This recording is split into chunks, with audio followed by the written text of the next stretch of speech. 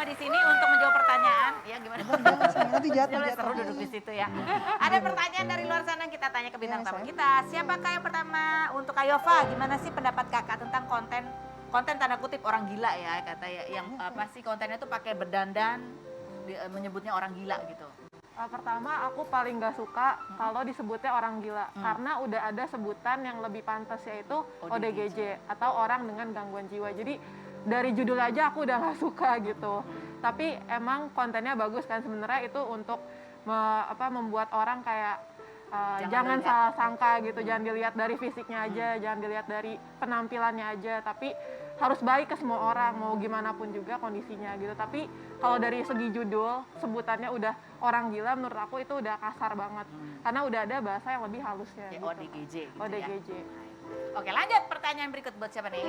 Kak Melisa, tanggapannya dong dari segi psikolog mengenai tren bagi-bagi uang. Kan sekarang juga ada konten-konten gitu ya. Ada beberapa selebgram tuh. Benar nggak sih? Kalau selebgram tuh keseringan bagi-bagi uang itu nanti membuat follower-followernya itu rentan terkena mental pengemis katanya gitu.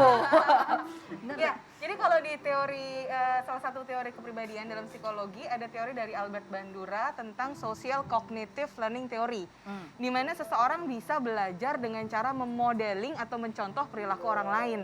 Tetapi dalam teori ini juga dijelaskan bahwa nggak semata-mata ada orang berperilaku apa terus kita contoh, tidak. Tapi ada proses kognitif yang melibatkan atau pola pikir yang melibatkan. Dalam arti kalau ada tren seperti itu, baik atau tidaknya tergantung motifnya apa. Karena kan tiap orang kan punya motif dalam berperilaku ya. Dan kitanya sendiri sebagai individu yang jadi agen untuk meregulasi diri, mengontrol diri. Gimana kita mau ngelihat fenomena itu? Ya kalau dilihat dari satu sisi baik karena membagi-bagi sesuatu, tapi kalau itu kemudian membuat orang jadi nagih seperti jadi malakin, nah itu jadi beda soal gitu. Jadi tergantung gimana ngelihatnya. Gantung, jadi nggak serta-merta kalau ada yang bagi-bagi uang terus itu membuat orang bangsa ini menjadi mental pengemis, nggak juga. Karena orang juga bisa mikir gitu ya, ada proses lagi berproses di sini nih. Iya nggak ya, aku mau begitu atau yang lain atau iseng-iseng aja gitu ya. Betul. Kembali atau bahasa sederhananya ya tergantung orangnya. Singkatnya ya. Harusnya itu aja jawabnya tadi biar cepat. Nggak bisa dong, Nggak itu bisa kan ya? nggak secara psikologi jamnya. Ceritanya psikologi yang harusnya. Lanjut pertanyaan berikut. Kak Sony katanya udah nggak mau main peran antagonis, tapi kalau ada yang nawarin main sinetron atau film peran antagonis jahat banget, tapi bayarannya tinggi, diambil nggak? Oh berat ya?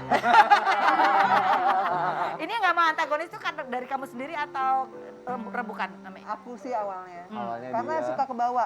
Oh serius? Uh-uh. Berapa hari itu dia biasanya kebawanya? Ya, Iya, kadang karena kan- tiap hari syutingnya. Karena tiap hari syutingnya perannya makin lama makin jahat, jadi kadang secara nggak langsung sedikit-sedikit Jadi emosinya cara lebih. ngomongnya apa segala macam suka ke bawah Iya, gitu. iya. Cuma kalau bayarannya mahal, Dari mimpi aku udah mikir ini. Apa? Jawabnya apa? diam gitu. Ini jawaban, ini Dia jawaban tahu anaknya jawabnya, dia ya. udah bisa nebak bapaknya gitu. Nggak jawab gitu tepatnya. Nggak jawab. Yang berikut ada pertanyaan buat siapa nih?